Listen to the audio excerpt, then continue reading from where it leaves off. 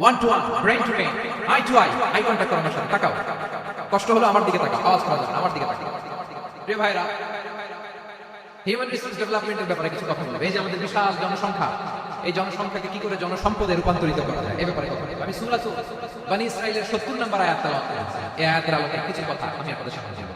আল্লাহ তাআলা ইরশাদ করছেন, ওয়ালাকাদ কাররামনা বনী আদম ওয়া হামালনাহুম ফিল বাররি ওয়াল বাহরি ওয়া রাযাকনাহুম মিনাত তাইয়্যিবাত ওয়া ফাদ্দালনাহুম আলা কাসীরিন মিম্মান খালাকনা তাফদীলা।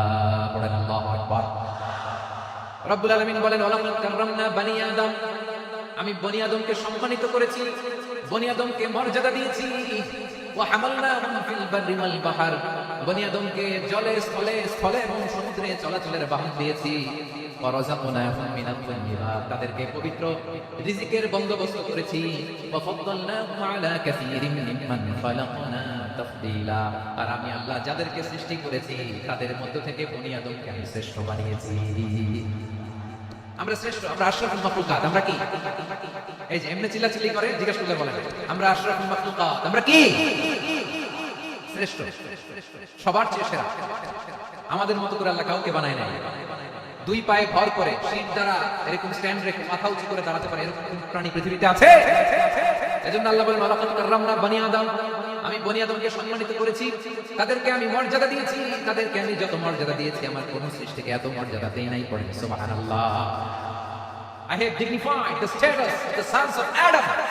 আদমের সব সন্তানের মর্যাদা আমি বাড়িয়েছি। আল্লাহ এখানে বলেন নি ওয়ালাকাদ কাররামনাল মুমিনিন, আমি মুমিনের মর্যাদা বাড়িয়েছি, বলেছেন? আল্লাহ এখানে বলেন নাই ওয়ালাকাদ কাররামনাল মুসলিমিন, আমি মুসলিমের মর্যাদা বাড়িয়েছি। আল্লাহ বলেছেন ওয়ালাকাদ কাররামনা বনী আদম, আমি বনী আদমের সম্মান বাড়িয়েছি। হোক সে মুমিন কিংবা কাফের, মুসলিম কিংবা মুশরিক, আস্তিক কিংবা নাস্তিক, আরব কিংবা অনারব, যেই হোক না কেন আদম সন্তান সবগুলার মর্যাদা বাড়াইয়া দিয়েছে কে? সবার মর্যাদা আল্লাহ বাড়িয়েছে। মানুষ হিসেবে মর্যাদা। বিশ্বনবী সাল্লাল্লাহু আলাইহি ওয়াসাল্লাম ইহুদির লাশ দেখে দাঁড়িয়ে গেলেন। কাল্লাশ, আমার যশোরের ভাইরা আওয়াজ করে বলুন কাল্লাশ। ইহুদির লাশ দেখে দাঁড়িয়ে গেলেন। সাহাবারা বললেন, ইয়া রাসূলুল্লাহ, আপনি দাঁড়ালেন যে এটা তো ইহুদির লাশ। বিশ্বনবী বললেন, আওয়ালাইসাত নাফসান, এটা কি মানুষ নয়? এটা হোক ইহুদি হোক খ্রিস্টান, এটা তো মানুষ। আমি মানুষ দেখে দাঁড়িয়েছি। আই স্যালিউট দ্য হিউম্যানিটি, আমি মানবতাকে সম্মান করেছি। সুবহানাল্লাহ। তাহলে এই জমিনে মানুষের মর্যাদা বেশি, হোক আস্তিক হোক নাস্তিক, হোক মুমিন কিংবা কাফের, আদমের সন্তান বলে মানুষ হলেই তার মর্যাদা বাড়িয়েছে কে? আমার কলিজার টুকরা যশোরের ভাইরা, মানুষের মর্যাদা আল্লাহ এত বাড়িয়েছেন, মানুষ জীবিত থাকলেও যেমনি মর্যাদাবান, মরে গেলেও মর্যাদাবান। সুবহানাল্লাহ পড়ে। মানুষ মরে গেলে এই ডেড বডিটা কি হয়? পচে যায়, গলে যায়, মাটির সাথে মিশে যায়। তাই বলে আপনি ডেড বডির সাথে যাচ্ছে তাই করতে পারবেন না। পারবেন? কেউ যদি অন্যায় করে তাকে যদি আপনি শাস্তির আওতায় আনেন, যা মনে চায় করতে পারবেন না। তারা আগুন দিয়ে পোড়াতে পারবেন না, নাক কাটতে পারবেন না, কান কাটতে পারবেন না, অঙ্গ বিকৃতি করতে পারবেন না। কারণ মানব জাতির মর্যাদা স্বয়ং দিয়েছে কে? Dead body. পচে যাবে, গলে যাবে। তারপর ইসলাম বলে, না খবরদার, এই মরা লাশটার একটা মর্যাদা আছে না নাই? ইসলাম বলে এই লাশটা গলে যাবে, পচে যাবে, কিন্তু এটার অমর্যাদা করো না। কর্পূর দিয়ে, খেজুর পাতা দিয়ে, এটাকে ওয়ার্ম ওয়াটার দিয়ে, গরম পানি দিয়ে ধৌত করো। সাদা শুভ্র ধবধবে কাপড় দিয়ে লাশটাকে তুমি কভার করো। তারপরে খাটিয়ার মধ্যে লাশটাকে রেখে বিশাল একটা প্রোগ্রাম করো, একটা ফিউনারাল প্রোগ্রাম করো।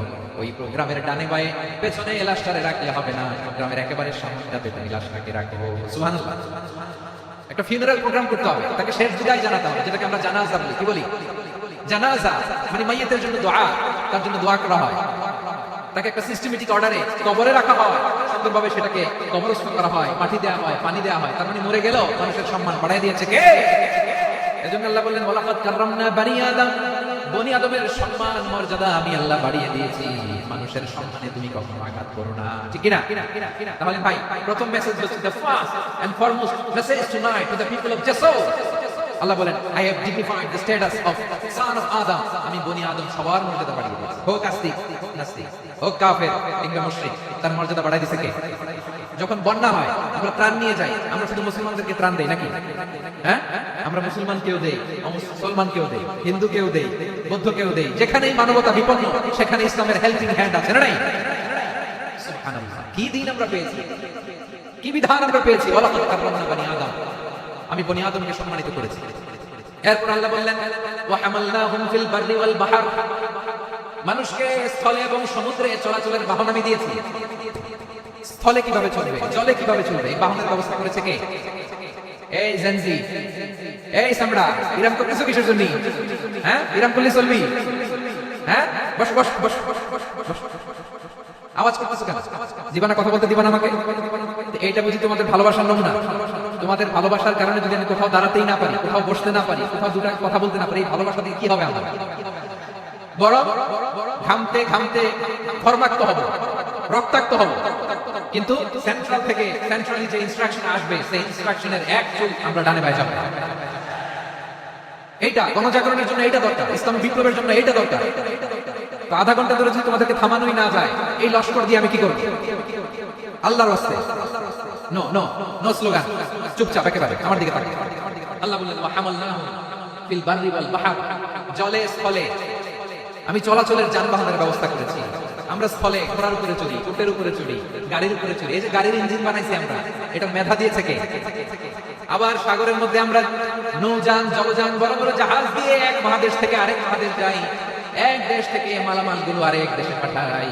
সাগরের ভেতরে নৌকাগুলোরে ধরে রাখলো কে? ওয়াল ফুলকিল্লাতী তাজরি ফিল বাহরি বিমা ইয়ানফাউন নাস। মানুষের উপকার আছে এরকম সরঞ্জামাদি নিয়ে সাগরের উপরে বিশাল বিশাল জলযানগুলো চলে, এগুলো ডুবে যায় না, কাজ হয়ে যায় না, পড়ে যায় না। এগুলোকে স্থিতিস্থাপকতাকে ঠিক করে রাখলো কে? আপনারা জাহাজ দেখেছেন? জাহাজ, হ্যাঁ, বাড়ি চট্টগ্রাম বলে দেখতে পারতেন, দেখছেন? বিশাল বিশাল বিশাল জাহাজ মালামাল নিয়ে এক মহাদেশ থেকে আরেক মহাদেশে যায়। গত মাসে আমার জাপান সফর ছিল। এই যে বাংলাদেশের যে গাড়িগুলো চালান, বেশিরভাগ গাড়ি আসে কিন্তু জাপান থেকে।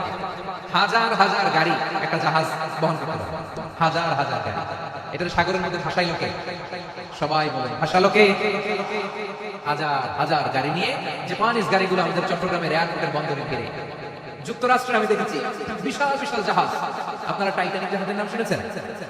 টাইটানিকেরও 8 গুণ 10 গুণ বড়। সুবহানাল্লাহ কইবেন না? টাইটানিক জাহাজের 8 গুণ 10 গুণ বড় একটা জাহাজ আছে, আইকন অফ দ্য সি, আমি দেখে এসেছি। রয়্যাল ক্যারিবিয়ান দেখে এসেছি। সাগরের সামনে জেটিতে যখন দাঁড়ালাম, জাহাজটা যখন যায় আমার মনে হচ্ছে একটা শহর, গোটা শহর, the entire city is floating on the water.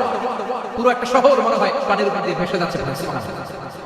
এই যে আইকন অফ দ্য সি, এই ক্রুজ, এই জাহাজটা, এটার ভিতরে স্টেডিয়াম আছে। কিসের ভিতরে স্টেডিয়াম? কথা বুঝে নাই বোধহয়। স্টেডিয়াম কিসের ভিতর? সুইমিং পুল আছে, শপিং মল আছে, রেস্টুরেন্ট আছে, ক্লাব আছে, 3000 4000 রুম বিশিষ্ট, কক্ষ বিশিষ্ট হোটেল আছে। এই সবগুলো নিয়ে এগুলো চলে সাগরের এই দোলার মধ্যে, জলোচ্ছ্বাসের মধ্যে, এই সাগরের ভেতরে এই জাহাজগুলোর ভাষায় রাখছে কে?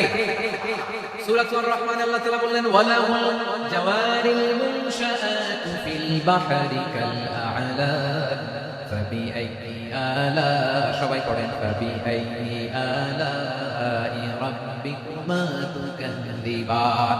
পাহাড় সম বড় বড় জাহাজগুলো মাল বোঝাই করে সাগরের মধ্যে ভেসে বেড়ায়। এগুলো দিয়ে মালামাল বহন করা যায়, মানুষ এক দেশ থেকে আরেক দেশে যায়। এই জাহাজগুলোর সাগরের ভেতরে ভাসায় রাখলো কে?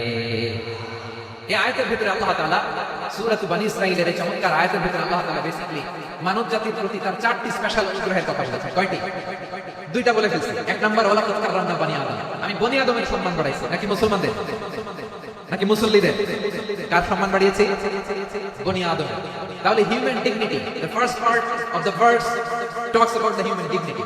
2 নাম্বার অংশ আল্লাহ তাআলা বললেন ওয়া হামালনাহু ফিল বাররি ওয়াল বাহর, স্থলে এবং সমুদ্রে আমি তাদের জন্য চলাচলের বাহন দিয়েছি। সুবহানাল্লাহ। তার মানে smooth movement on land and sea, জলে এবং স্থলে যাতে আমরা স্মুথলি মুভ করতে পারি আল্লাহ তাআলা দিয়েছেন। 3 নাম্বার আল্লাহ তাআলা বলেন ওয়া রাযাকনাহুম মিনাত তাইয়্যিবাত, মানুষের জন্য আমি পবিত্র রিজিকের ব্যবস্থা করেছি। জলে এবং স্থলে যত প্রাণী আছে সবগুলা প্রাণীকে রিজিক দেয় কে? আমাদেরকে রিজিক দেয় কে? সাগরের মাছগুলোকে, বড় বড় তিমি মাছগুলোকে রিজিক দেয় কে? বাতাসের মধ্যে ভেসে বেড়ানো বড় বড় পাখিগুলো, স্ক্যান্ডিনেভিয়ান কান্ট্রি থেকে লক্ষ লক্ষ কোটি কোটি পাখিগুলো যে এক দেশ থেকে আরেক দেশে ট্রান্সফার হয়, এগুলোর রিজিক দেয় কে? রব্বুল আলামিন বলেন ওয়া মা মিন দাব্বাতিন ফিল আরদি ইল্লা আলা আল্লাহি রিজকুহা ওয়া ইয়ালামু মুস্তাকাররাহা ওয়া মুস্তাওদাআহা কুল্লুম ফি কিতাবিন মুবিন। আল্লাহু আকবার।